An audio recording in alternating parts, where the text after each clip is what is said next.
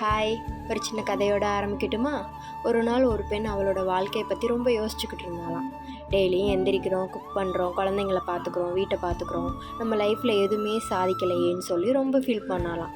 அன்றைக்கி ஈவினிங் அவள் குழந்த வந்து அவகிட்ட சொன்னாலாம், இன்றைக்கி நீங்கள் எனக்காக செஞ்சு கொடுத்த லஞ்ச் எனக்கு ரொம்ப பிடிச்சிருந்துச்சு, ரொம்ப சுவையாக இருந்துச்சு, எனக்கு ரொம்ப ஹாப்பியாக இருந்துச்சுன்னு சொன்னாலாம். அப்போ அவள் யோசிச்சாலாம், நம்ம சாதாரணமாக நினைக்கிற ஒரு விஷயம் மற்றவங்களுக்கு அந்த டேவை வந்து ரொம்ப ஹாப்பியாக ஆக்குதே அப்படின்னு.